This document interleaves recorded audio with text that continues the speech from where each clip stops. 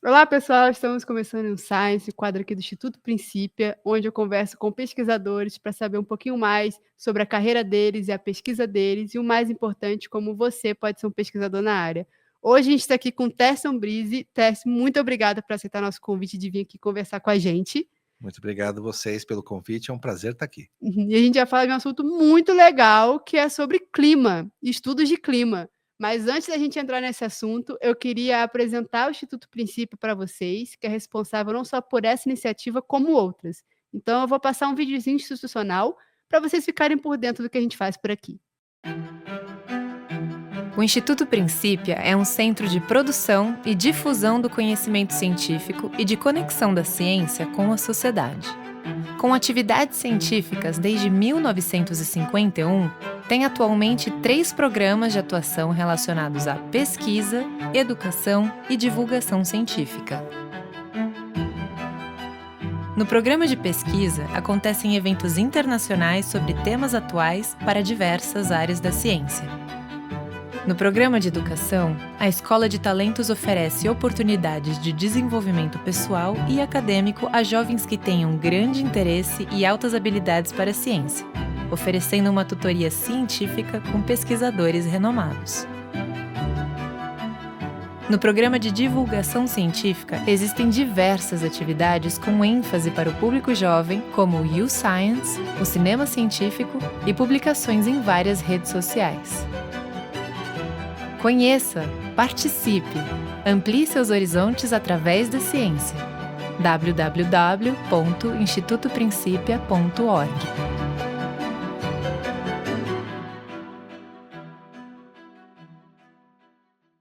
Bom, como vocês viram, tem muita coisa legal. Eu convido vocês a entrarem no nosso site, institutoprincipia.org, e também a nos acompanhar nas redes sociais, @Instituto Princípia, para ficar por dentro da nossa programação. Mas agora vamos para o que interessa, vamos conversar com o Tércio.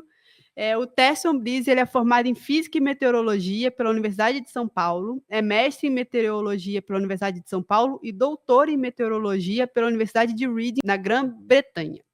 Atualmente é professor titular no Instituto de Astronomia, Geofísica e Ciências Atmosféricas da USP. Seja muito bem-vindo, Tércio. Muito obrigada por aceitar nosso convite mais uma vez.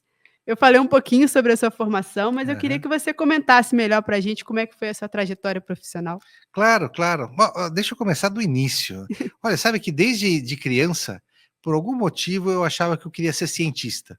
A gente tinha aquela ideia do físico, aquele cara, aquela imagem do Einstein, né, que parece que ele é meio louco, aquela coisa, e eu tinha aqueles laboratórios de química que eu misturava, eu esquentava, tal, e na minha cabeça dizia, não, eu tenho que ser, como é que fala? Pesquisador. Cientista, você não falava pesquisador. É verdade. Tem que ser cientista. Bom, foi passando, né?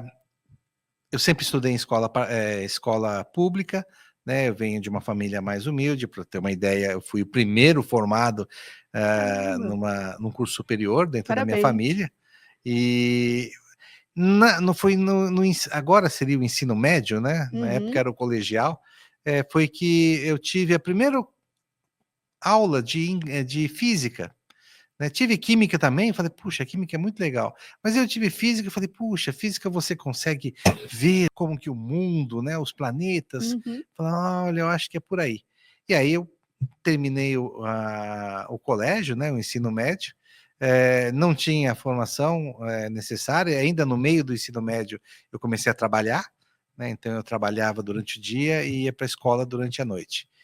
E aí, 6 meses antes de vestibular, eu conversando com a minha mãe e tal, a gente consegue, se eu parar de trabalhar para estudar?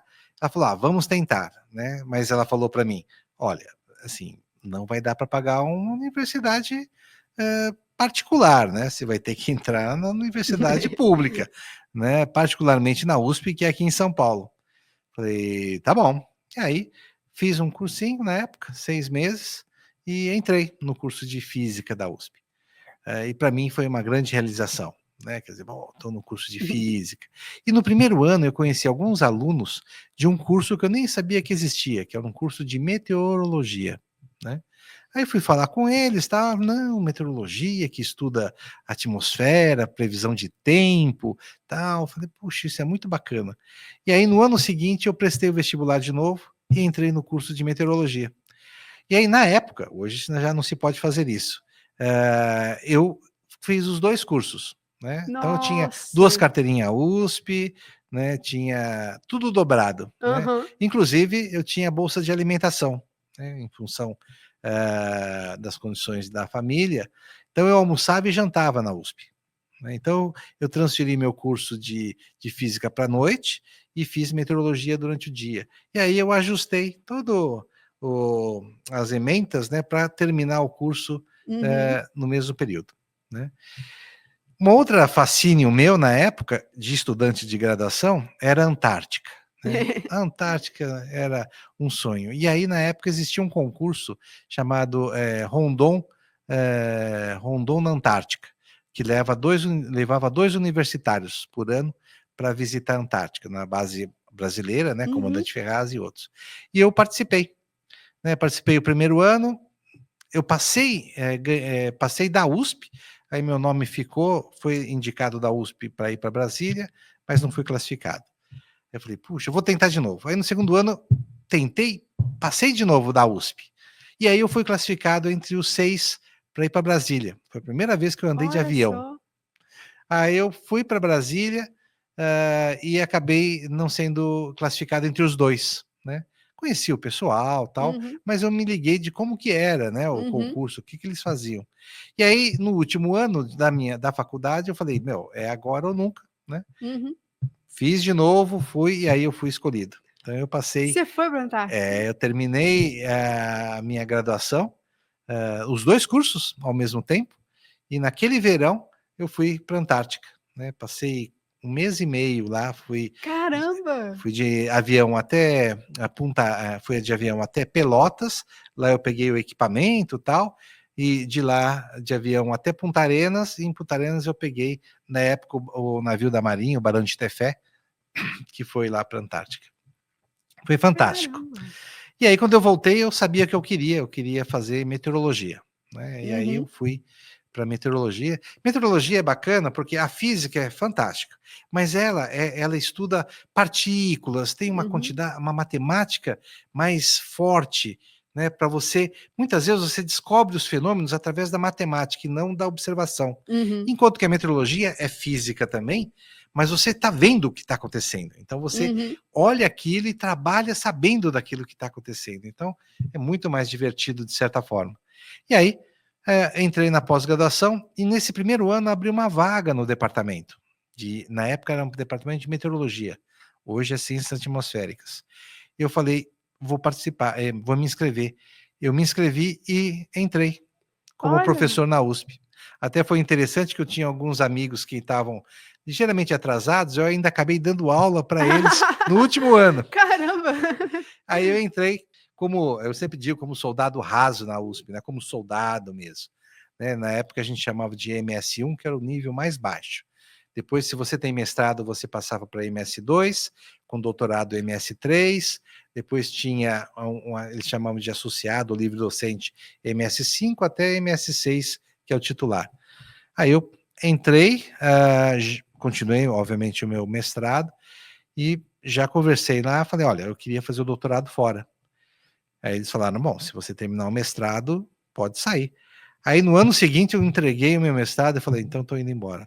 Aí eu já tinha a carta de Reading, né, na Inglaterra, e em setembro de 88, 89, fui para Inglaterra e fiquei 4 anos lá, né. Caramba! Dentro da universidade é permitido isso, né, Uhum. para estudos.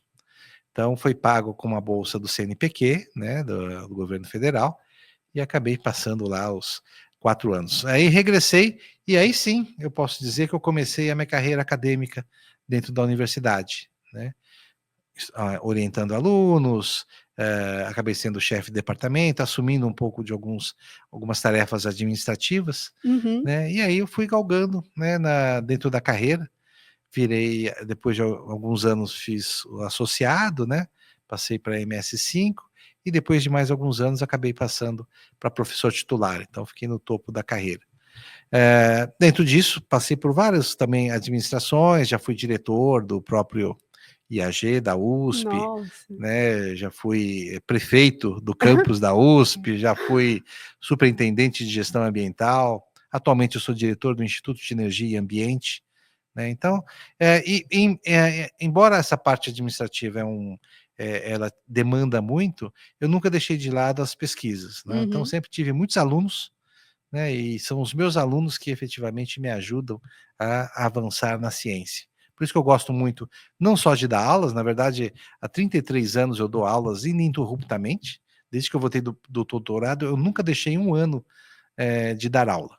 Caramba! E já tive quase 30 mestres, orientei 20 doutores, vários pós-doutores e tudo mais, porque são eles que me dão a sustentação para minha pesquisa, né? Já que eu acabo ficando mais envolvido com essa parte administrativa. Então, isso. Então, em poucas palavras, essa foi a minha carreira, né, dentro da universidade.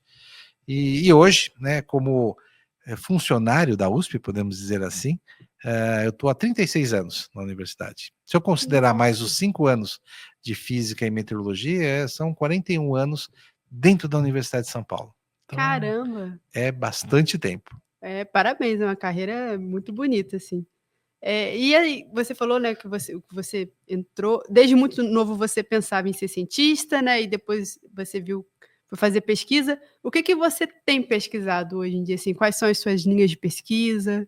Eu sempre trabalhei, desde o meu doutorado, olhando a atmosfera, a gente chama de grande escala, olhando o planeta como um todo. A circulação dos ventos, né, como que uma região do planeta pode afetar a outra região. Dentro da meteorologia, a gente chama isso de teleconexão, quer dizer, você está conectando uma região com a outra, né? E depois de algum tempo, isso dentro de um contexto de climatologia. E aí, já há muitos anos, né, olhando, fazendo análise de dados e observações, eu notei que havia essa tendência de aquecimento da atmosfera, e aí eu comecei a me concentrar no estudo do aquecimento da atmosfera e como esse aquecimento da atmosfera acabava impactando, né, o clima, né, a variabilidade do clima, que é o que todo mundo chama hoje de mudanças climáticas, né?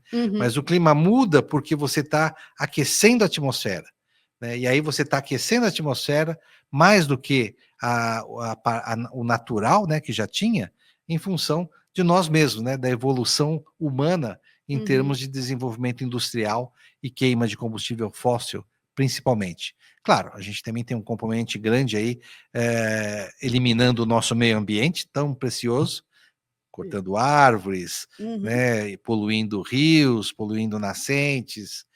Isso a gente está mudando o meio ambiente. Mas tudo isso tem um grande impacto também nessa parte de emissões, né, de gases que acabam aumentando o aquecimento da atmosfera e, portanto, né, você tem esse impacto. Então, ao longo desses últimos anos, eu venho trabalhando um pouco nessa linha, né? Qual que é o impacto, por exemplo, dos eventos extremos nas grandes cidades, né? E como que, por exemplo, o oceano, absorvendo esse calor da atmosfera, se modifica e, portanto, acaba afetando também os países e as cidades, né? Então, hoje eu trabalho com climatologia, né, com modelos numéricos também, que na verdade são modelos matemáticos que tentam simular, né, a atmosfera e estudos de impactos, né, vulnerabilidade e sustentabilidade. Muito legal. Eu não tenho na minha cabeça muito bem, as definições dos conceitos, então eu vou te fazer uma pergunta que talvez para você seja claro. meio idiota, mas é que Não os existe conceitos não são isso. muito claros na minha cabeça. Existe uma relação do tipo, as mudanças na atmosfera afetam o clima, e aí o clima afeta as mudanças na atmosfera, ou são coisas muito distintas, uma coisa não tem nada a ver com a outra? Não, veja, existe uma variabilidade natural do clima, né? Então, vamos supor aqui na região de São Paulo, né, nós temos, chove muito durante o verão, né, começa a chegar o outono, chove um pouco menos, temperaturas baixam, nosso inverno é um pouco mais seco, temperaturas acabam não subindo tanto, depois vem a primavera, as temperaturas começam a subir, começa a chover um pouquinho mais, aí vem o verão e chove de novo. Então, isso é como você define o clima, né? Essa é a variabilidade do clima aqui na nossa região, né? Quando a gente fala em aquecimento global, o que a gente está dizendo? né, o que ocorre é que, em função das emissões dos gases de efeito estufa, como, por exemplo, queima de combustíveis fósseis que produz o CO2, que é muito importante para para manter os gases, manter o aquecimento próximo da superfície. O que o pessoal fala de gás de efeito estufa nada mais é do que uma camada de gás que ela impede de que o calor do nosso planeta escape para o espaço. Então, ele é natural, inclusive, né? Ele não é artificial. Ele foi colocado ali exatamente para manter o nosso planeta num equilíbrio térmico para que tenha vida. Tem a vida, né? O que ocorre é que nós, através da industrialização, temos aumentado esses gases. Então, na verdade, ele mantinha uma quantidade de calor aqui, uma parte escapava, agora ele está mantendo muito mais. Então, a atmosfera aquece como um todo. Então, você tinha uma climatologia de ventos, de precipitação, né, e de temperatura numa região de uma forma sistemática. Agora, com o aquecimento, você está mudando essa circulação, então essa região ela pode ficar muito mais quente, muito mais seca, ou muito mais úmida, né, e mais fria. Então, você acaba mudando o clima ali. Então, a relação é que esse aquecimento, ele altera a circulação dos ventos, né, e os regimes de chuva, né, e temperatura, porque a atmosfera ela tenta reagir a esse aquecimento maior. E aí uma forma disso é inclusive os extremos. Por que nós estamos tendo mais extremos? Porque a atmosfera está tentando reagir e voltar para ser natural.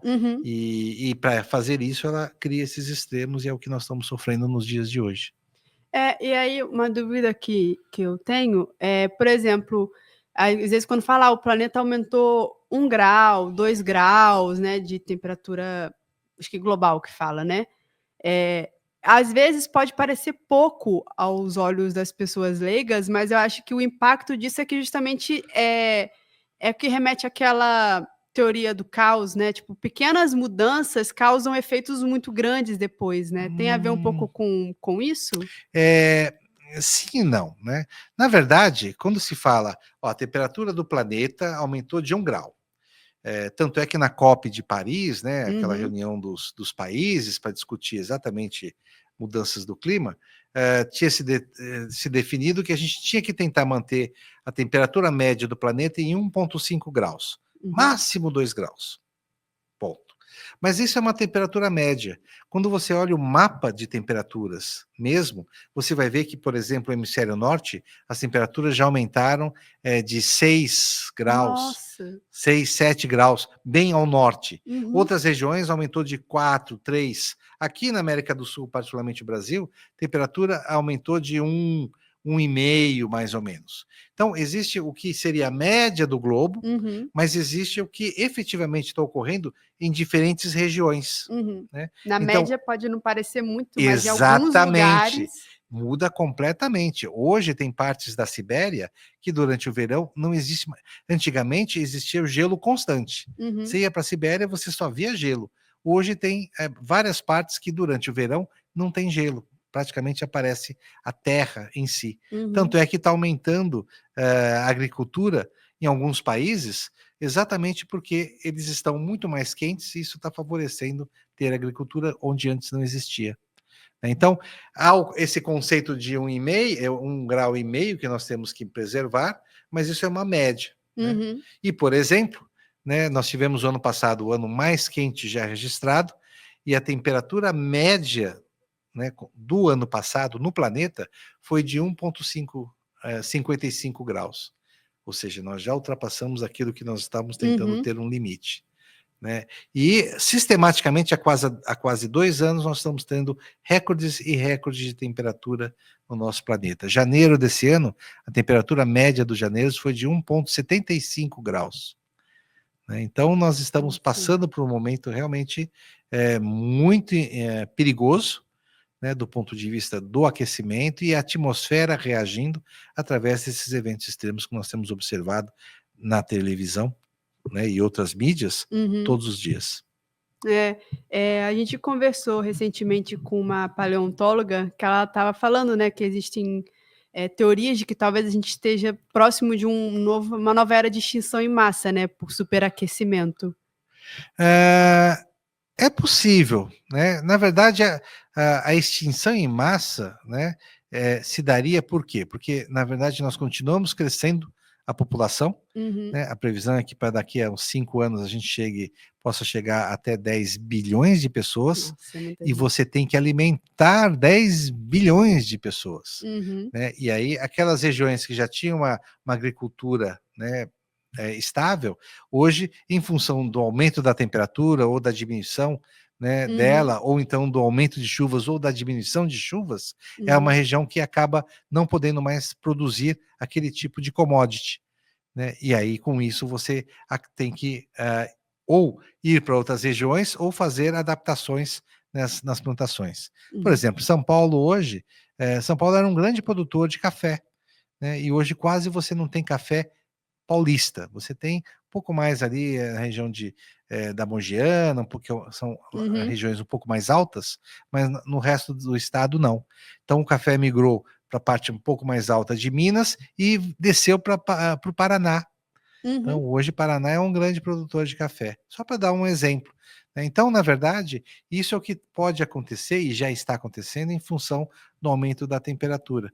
E com isso, né, você precisando gerar mais alimento para poder manter essa população, você tem um grande problema aí. Além do mais, é a migração que eles falam, né, climática, né? Quer dizer, uma determinada região secou. Então as pessoas migram para outra região. Então você tem todo uma população migrando para outras regiões, e aí, obviamente, você leva não só a problemas de alimentação, mas também de doenças, né, de impactos e tudo mais. Sim. Então, não teremos uma extinção em massa, mas muitas pessoas vão sofrer bastante, e infelizmente são aquelas mais vulneráveis, né? Aquelas que estão em regiões que vão ter um impacto maior da mudança do clima, e são elas que vão efetivamente sofrer com esses extremos que nós temos observado. E acaba tendo uma mudança na densidade demográfica do globo, né? Porque Exatamente. áreas vão ficar inabitadas, às vezes ou por períodos ou às vezes de vez, né? Não, você quer ver um outro exemplo grande? Em função do aumento da temperatura, tem diminuído o gelo nas montanhas e tem também diminuído o gelo nas calotas polares, nas plataformas polares. Então, e o oceano está absorvendo esse calor. Então, o oceano absorve esse calor, ele sobe. Então, o nível do mar sobe. Então, hoje, muitas regiões, né, que tem o oceano muito próximo da costa vão desaparecer. Né? São Paulo, por exemplo, você vai lá para Ubatuba, São Sebastião, você tem ali uma montanha e você tem ali as cidades perto da costa. Essas cidades somem. Você vai ter que subir. Né? E outras regiões, né? Tipo no Rio de Janeiro, você tem o aterro do Flamengo. O que é o aterro do Flamengo? Era oceano que simplesmente aterraram, né, para poder aumentar a área. O oceano vai estar pegando tudo de volta. Então, e com isso que as pessoas têm que fazer, tem que migrar para o interior do continente. Então, você tem uma imigração também em função do aumento do nível do mar. Então, você vê que uma mobilização muito grande e, com certeza, isso vai fazer com que vidas sejam perdidas, né? Sim. Além de uma vez eu escutei falando do problema de muitos micro-organismos que estavam congelados, né, que a gente não conhece deles, né, não tem estudos patológicos em relação a eles vão voltar, né? Isso mesmo, isso é particularmente lá no hemisfério norte, que o gelo está realmente desaparecendo em várias regiões, isso tem acontecido, e com isso também você aumenta mais ainda os gases, né, do tipo efeito estufa, porque são gases que estavam também ali aprisionados, né, e aí com o degelo eles começam a ir para a atmosfera. Então você tem toda uma cadeia aí de impactos que vão ocorrer se nós não começarmos a nos prevenir agora, né, para que no futuro as novas gerações, talvez os meus netos ou tataranetos, né, os seus filhos dos seus filhos, possam ter um planeta mais saudável do que esse que nós estamos fazendo hoje, né? E Tércio, fala para a gente um pouquinho como que esses modelos climáticos eles funcionam. Modelos climáticos, eles parecem algo complicado, mas não é tanto, né? Nas ciências, né, particularmente que a gente chama de ciências exatas, física, engenharia, meteorologia, né, oceanografia e outros, você tem equações matemáticas, né, que elas são construídas, a meteorologia é muito clara sobre isso, elas são construídas para descrever um determinado fenômeno, né? Então, vamos supor que eu tenho uma nuvem, eu consigo representar essa nuvem em símbolos matemáticos, em uma equação matemática. Então, eu pego essa equação e coloco para que ela possa ser expandida no tempo.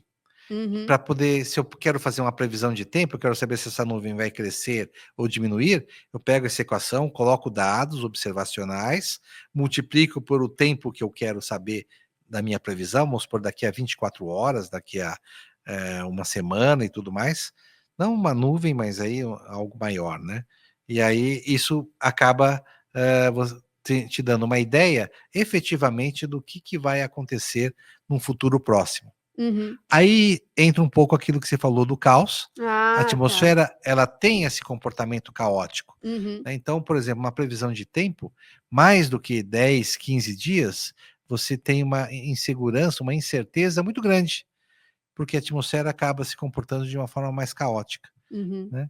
Numa de clima, como ele é mais lento, você consegue ter uma previsão mais longa, de 3, 6 meses, até um ano. Mas aí, para um ano, de novo, você já tem o perigo do caos atuando. Já tem uma incerteza maior. Então, é muito simples. Você pega essas equações que representam a atmosfera, né, multiplica pelo tempo, e você tem a previsão de tempo ou de clima que você queira para o futuro. Então, modelos numéricos nada mais é do que isso. É uma simulação do que nós vemos na realidade, né, e uma extrapolação no tempo. Muito interessante isso. E você falou que você tem pesquisado ultimamente a questão dos eventos extremos, né? Isso. Assim, quais são os maiores desafios científicos hoje para poder prever esses eventos extremos? Olha, a meteorologia ela avançou muito ao longo dos anos. Né? Se você pega aqui mesmo no Brasil, você é mais jovem, mas se você volta, logo que eu entrei na faculdade, né, em meteorologia, ninguém nem tinha ouvido falar exatamente o que era, né? Nem minha mãe sabia direito o que era meteorologia. Eu falei, não, tá ligado à previsão de tempo. Tal. Mas quando o meteorologista diz que vai chover, é porque vai fazer sol. Então, havia uma incerteza muito grande, né? A meteorologia precisa de muitos dados, né, para ela poder fazer essas previsões, e isso foi avançando. Né?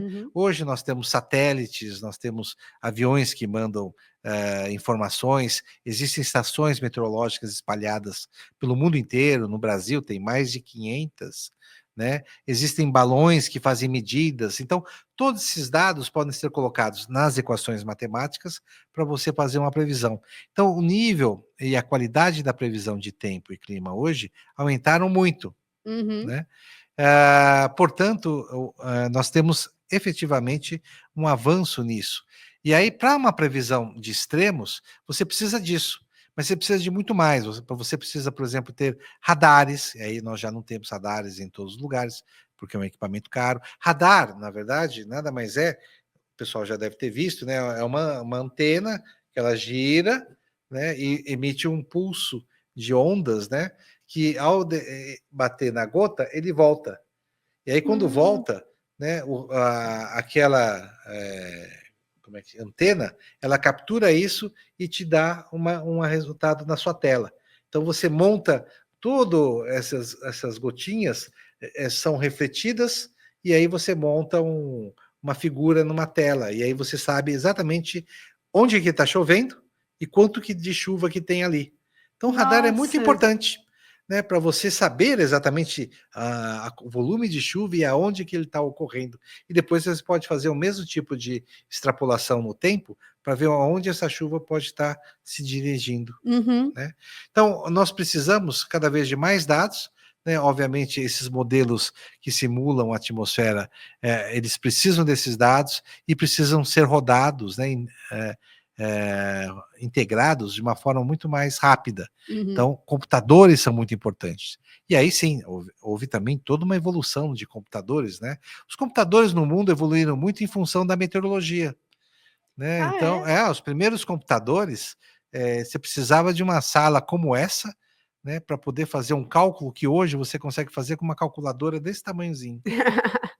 Muito Né? bom. E aí eles foram evoluindo. Hoje, um computador do tamanho de uma sala dessa pode fazer trilhões de cálculos Uhum. instantaneamente, né, em segundos.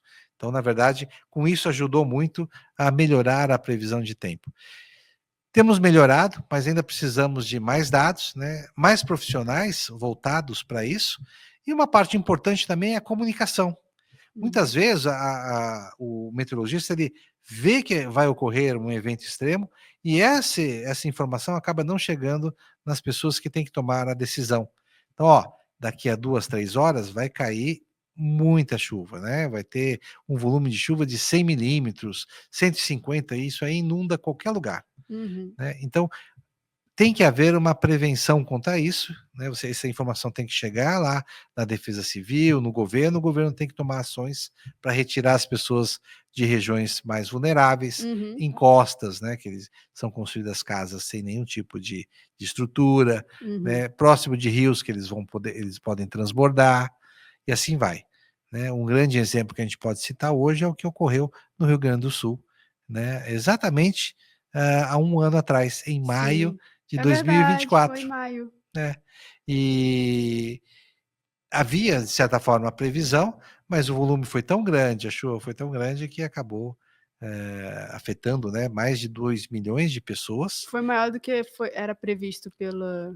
Foi maior. Para algumas regiões choveu assim 700 milímetros. Nossa, Foi algo muito surreal. próximo do que foi aqui em Bertioga o ano anterior. Lembra aqui Uhum. durante o carnaval, Foi, que que teve houve o os deslizamento. deslizamentos, tal? Ali em Bertioga choveu quase 600 milímetros em 2, 3 dias. Nossa. Foi um volume de água gigantesco, por isso que houve os Uhum. deslizamentos e perdas de vidas. Então nós estamos avançando muito na parte de meteorologia, né, na parte de previsão, mas a gente tem que avançar em toda a parte de estrutura da cadeia, quer dizer, Uhum. transferir essa informação tem que ser aproveitada e ações têm que ser tomadas, se nós queremos prevenir mortes, particularmente, Uhum. nos eventos extremos.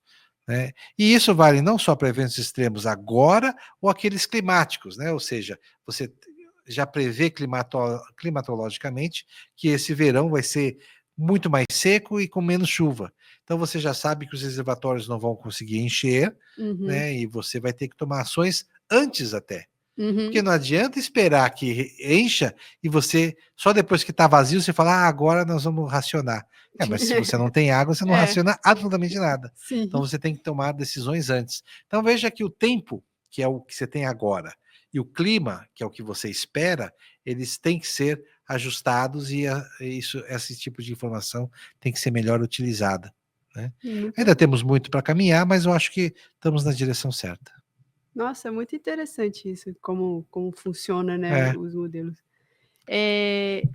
E teve, assim, algum momento ao longo da sua trajetória, da sua pesquisa, que te marcou? Olha, eu acho que como era meu sonho ser um cientista, né, eu vou para a universidade como se eu estivesse me divertindo, como se eu estivesse tirando férias. Eu acho que um momento marcante, se tem que escolher um mesmo, foi o meu primeiro aluno de doutorado, né, que foi o Alexandre Pesa.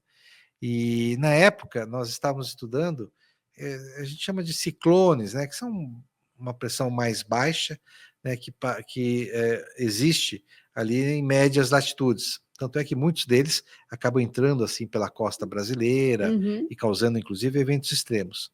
E aí nós estávamos estudando isso e aí nós detectamos que o número desses sistemas atmosféricos não estava aumentando no hemisfério sul. Aí eu olhei aquilo e falei, puxa vida, né?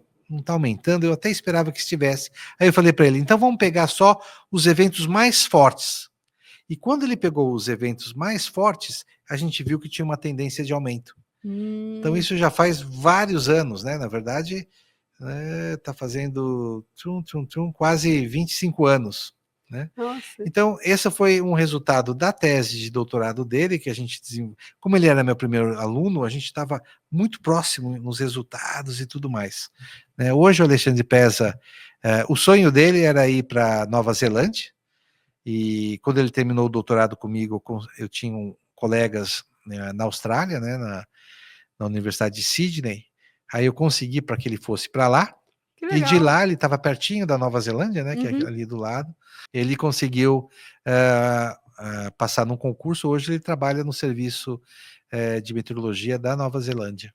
Que legal. E tá super bem lá e tudo mais. Então, acho que ele sendo meu primeiro aluno, né, e a gente ter feito um trabalho que hoje é muito reconhecido, né, pelo fato de mostrar já claramente que esses sistemas atmosféricos estavam se tornando mais intensos, né, e, portanto, já era uma sinalização de uma resposta do aquecimento da atmosfera, isso eu achei que foi muito importante, né? Em termos de pesquisa mesmo, o artigo que eu fiz da minha tese de doutorado é um dos mais citados, eu tenho mais de 1000 citações do artigo. Caramba. Porque para a época, e foi aquela ideia de uma região afetando a outra, né, a teleconexão, ele foi realmente muito inovador, e com isso ele acabou, ainda hoje, né, às vezes eu vou para eventos, e as pessoas, né, vêm me procurar, falam, eu li o seu artigo, né, tal, é muito bom, pá.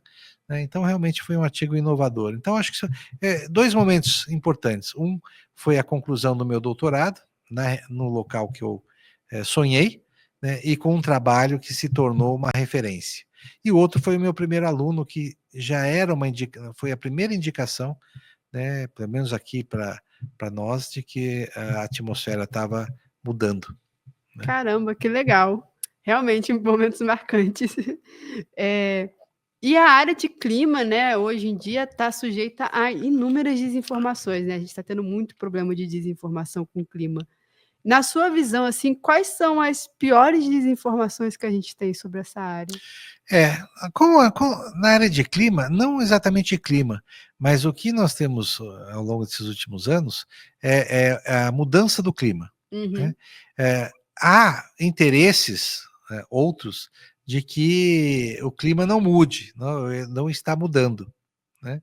Então, se usa, né, até pesquisadores mesmo, usam alguns argumentos, aquelas meias-verdades. Né? Quando você pega a variação da temperatura desde 1900 até os dias atuais, a temperatura média do planeta era mais baixa até meados da década de 40. Entre a década de 40 e a década de 50, né, e aí até entre a Segunda Guerra Mundial, houve um aumento da temperatura. Aí se você pega os jornais daquela época, estavam falando, nossa, o planeta está muito quente. Aí a temperatura voltou a cair, na década de 60, ela deu um declínio. E aí os jornais já diziam, olha, o mundo está esfriando, né? Vai ser um grande inverno. E aí depois ela começou a subir, e aí hoje, né, a mídia diz, nossa, o mundo está aquecendo. Né? Então, na verdade, existe, né, essa variabilidade, né, e o que está ocorrendo. Então, muitos desses, a gente chama de negacionistas, né, que nega que o clima esteja mudando, eles pegam aquela parte ali dos dados e mostram, tá vendo? Aqui esfriou, agora esquenta, daqui a pouco esfria de novo. Então não existe nenhum tipo de mudança do clima. Pode fazer o que você gostaria de fazer, sem nenhum problema. Né?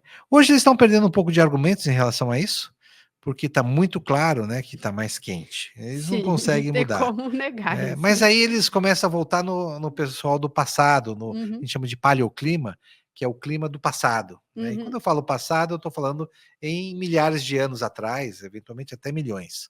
Mas aí eles usam o argumento de que, mas há 15 mil anos atrás, a temperatura do nosso planeta era mais quente. né? Eles até conseguiam usar isso, mas com essas temperaturas esses últimos anos, isso já não vale mais, a gente já passou isso. Então, de novo, eles usavam que o passado era mais quente, então nós estamos passando apenas por um período de variação. Então eles tentam usar isso, mas por quê? A pergunta é, por que eles mentiriam, né? Porque tem interesses, né? Você, muitas pessoas dependem, né, de um determinado tipo de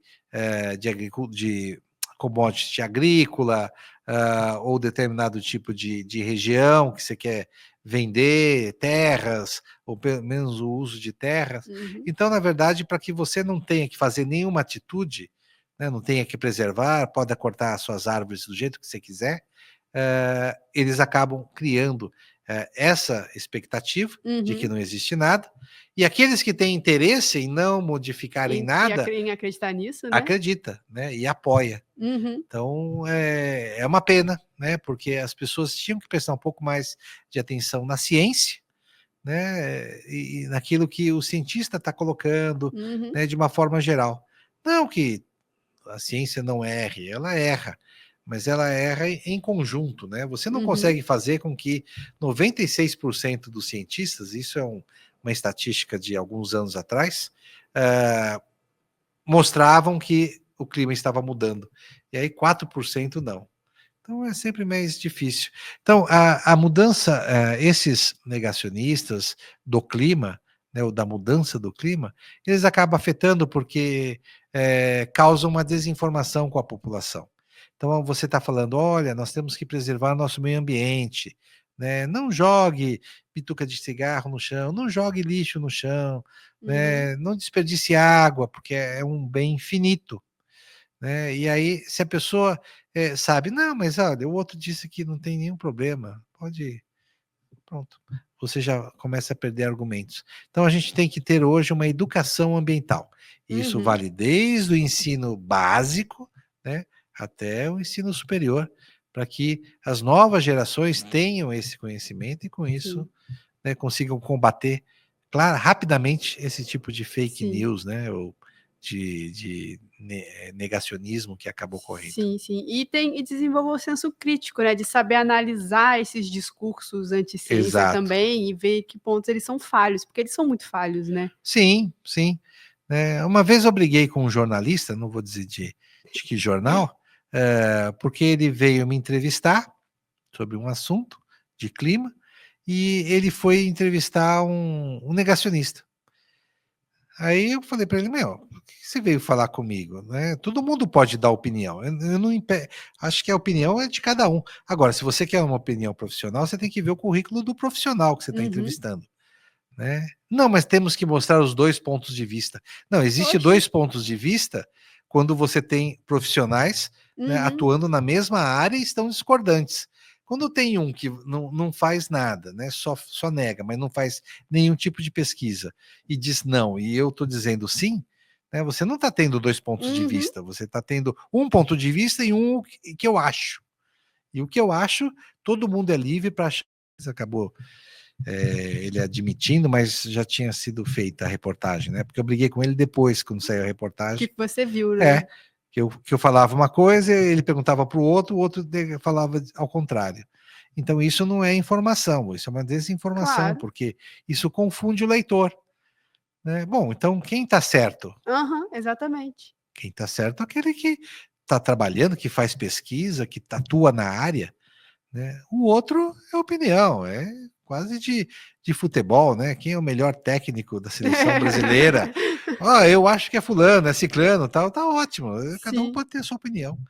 Né? Curioso ele ter considerado o negacionista como um ponto de vista, né? Porque e não foi a primeira vez, vários. Hoje melhorou muito. Né? Hoje a mídia ela está um pouco mais seletiva, está um pouco mais séria nesse sentido. Mas antes tinha essa ideia de que tinha que mostrar os dois lados, e isso tem que ser mostrado dentro de determinados contextos, né? Não quando está envolvendo ciência. Né? Se é algo político, sim, né? Tem um que diz isso, diz aquilo, então você mostra exatamente os dois lados. Mas em ciência, ou é ou não é, né? Apesar das incertezas que sempre tem, a ciência ela te dá uma direção. Uhum. E essa é a direção que você tem que seguir, né? Sim, com certeza. No início do ano, você participou de um ciclo de palestras que a gente tem aqui no Instituto Princípia para a terceira idade, né? Aham. Conta pra gente um pouquinho como é que foi essa experiência. Você tinha dado aula para o público da terceira idade? Olha, eu dou um curso, né, meio generalista lá na universidade no segundo semestre. E aí a USP ela tem um programa de alunos de terceira idade nas disciplinas, né? Então, aqueles que gostam, eles podem se inscrever como se fosse um aluno normal e frequentam as aulas. Então, nesse curso, eu sempre tenho alguns alunos de terceira idade que são excelentes, né? São os mais pontuais, são os que fazem perguntas e que estão interessados o tempo todo. E aí eu fui convidado aqui, né, pelo Princípio para poder dar essa aula e foi maravilhoso, porque aí eu tinha um auditório inteiro, né, de pessoas da terceira idade, altamente interessados, altamente críticos, né, ao final da palestra, nós ficamos ainda mais de meia hora, só eles fazendo perguntas e perguntas muito impactantes, né, importantes, de esclarecimento. Então, foi uma experiência muito bacana mesmo, né? E me motivou e me deixou até bastante emocionado, né? De ver essas pessoas interessadas, né? Em ouvir e contestar, né? Porque no fim das contas elas também vão ser pontos de transmissão de conhecimento, vão Sim, com pegar os seus certeza. netinhos, né? Voltar para casa, falar com seus amigos e colocar, né, o conhecimento adquirido para outros, né, e isso é muito bom. Então essa iniciativa da fundação é fantástica, eu acho que isso tem que continuar, não só com ela, mas com várias outras, né, para que isso seja em número, né, possa crescer cada vez mais. Muito legal. Tércio, como que você vê, assim, os próximos anos da meteorologia, assim, tanto em questões de carreira, quanto na própria questão climática? Em questão de carreira, né, eu acho que o meteorologista ele tem se tornado cada vez mais importante, né, para diversas áreas. Veja, as pessoas hoje não saem de casa sem pegar uma confiança na previsão de tempo. Então, quando vai sair de casa, ela olha para saber como vai ser o dia, né, ou até os próximos dias, se você vai fazer uma viagem. Ou para o fim de semana, puxa, eu estou pensando em fazer um churrasco no sábado. Como que está o tempo? Hoje as pessoas elas já procuram essa informação, né, e essa informação tem chegado a elas cada vez com mais certeza, né? Hoje uma previsão para 24 horas, o índice de acerto é em torno de 97, 98%, né? Para 5 dias, o índice de acerto dá quase 90%. Então, na verdade, nós melhoramos muito isso, a população entendeu. Então, o meteorologista hoje, ele pode atuar em diversas áreas, por exemplo, na transição energética, né, na parte de eólicas, né, na parte de para agricultura, né, mesmo impactos urbanos, tudo precisa de um meteorologista. Por outro lado, a gente sabe que os oceanos são muito importantes, né? Então, se você pergunta para mim, como vai ser o meteorologista do futuro? Eu diria que o meteorologista do futuro teria que ser uma mistura entre oceanógrafo e meteorologista.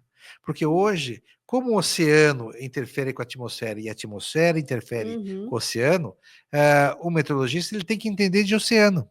E o oceanógrafo tem que entender de meteorologia também, né? Claro que na oceanografia você tem várias áreas também, tem a biológicas, tem áreas geológicas, mas a oceanografia física, né, que estuda circulações oceânicas, impacto, transmissão de calor para a atmosfera, essa tem que ter uma associação muito grande com a meteorologia. Então eu estou imaginando que os cursos de meteorologia do futuro, eles vão ter essa característica mais híbrida, né? Que seria muito importante. Hoje os modelos de tempo, esses modelos numéricos que a gente falou antes, hoje eles têm uma parte que é atmosfera e uma parte que é Eles têm uma componente oceano. de oceano, Né? E aí, por quê? Porque você está esperando essas transferências de energia do oceano para a atmosfera e da atmosfera para o oceano, né? Então é muito importante que tenha isso. Do ponto de vista de clima, eu diria que nós não estamos exagerando quando a gente fala de emergência climática. né? Nós estamos passando, sim, por uma emergência climática. Então, antes se dizia que havia, nos primeiro, segundo relatório do IPCC, tinha uma frase que dizia assim, 90% da variabilidade do clima que nós estamos observando é em função do homem, e 10% não. E naquela época eu já dizia ao contrário, eu falo, não importa se seja só 10%, 10% ainda vai afetar muita gente. Mas hoje, com a evolução dos dados, do conhecimento da atmosfera, né, dos vários sistemas, dos próprios modelos numéricos, né, hoje a gente sabe e tem certeza de que nós estamos aquecendo o planeta. E que o planeta está reagindo a isso e nós estamos tendendo para os extremos. Então, se nada for feito agora, a partir de agora, não entender que nós estamos passando por uma crise mesmo climática, e a única forma de contornar isso é mitigar, é diminuir as emissões dos gases de efeito estufa e ter, né, uma atitude muito mais sustentável para com o planeta, nós estamos condenando o planeta no futuro daqui a vários anos. Então, eu diria que para o clima hoje está muito claro, né, de que ele está se alterando, que ele tem esses eventos que são extremos, e com isso nós temos que estar muito mais atentos, né, a estudos nesse sentido, mas também a políticas, e aí, infelizmente, entra políticas, sim, governamentais, para diminuir as emissões e melhorar, né, o nosso meio ambiente. E aí, obviamente, né, vamos manter a floresta amazônica em pé. Políticas de proteção também, né, do meio ambiente. Não só para evitar ela e vários emissões. outros biomas, né? Isso. Realmente estamos numa fase complicada. Tess, a gente está indo para o finalzinho da nossa conversa. Passou rápido, que pena, foi passou muito mesmo. boa. Tem mais alguma coisa que eu não perguntei, mas que você gostaria de falar? Você quer deixar algum recado? Quero sim. Veja que falei muito aqui de clima, da mudança do clima, da emergência climática, né? E um ponto que eu levantei, e eu acho que eu gostaria de enfatizar agora no final, é a educação ambiental. Eu acho que a educação é fundamental, né? E isso tem que começar em casa, né? E nós temos que transferir isso no conteúdo que é passado nas escolas, né? Inclusive em nível superior nas universidades. Porque só através da educação nós vamos conseguir salvar o nosso planeta, né? E só através da educação o nosso país, né, o Brasil, vai conseguir efetivamente se desenvolver. Se nós não tivermos educação, isso não vai valer em nada. Então, acho que todos nós temos que forçar o governo, né, e os governos atuais e futuros, para que invista efetivamente em educação. E em ciência, né? Nós falamos muito de ciência aqui, e a ciência, na verdade, é o pilar, um dos pilares de sustentação de um país. Né? Você pega alguns países, pega, por exemplo, a Inglaterra, né? É uma ilhazinha menor do que nós, pega a Coreia, menor do que São Paulo, né? E tem PIBs, né, que são muito maiores que os nossos. Por quê? Investimento em ciência e investimento em educação. Então, nós só vamos conseguir efetivamente evoluir, né, de um país em desenvolvimento para um país desenvolvido, se houver esse investimento. Então, acho que essa é a frase final. Ciência e educação é fundamental para o nosso país. Excelente fechamento, realmente. Obrigado. Tess, eu queria muito agradecer por essa conversa, foi muito, muito rica em vários aspectos. A gente me explicou muita coisa sobre clima, eu aprendi bastante. Espero que quem esteja acompanhando a gente de casa também tenha conseguido aprender bastante. Muito obrigada por ter dedicado esse tempo para vir falar com a gente aqui. Quem também acompanhou a gente até aqui, muito obrigada pela companhia e a gente se vê no próximo YouScience. Muito obrigado.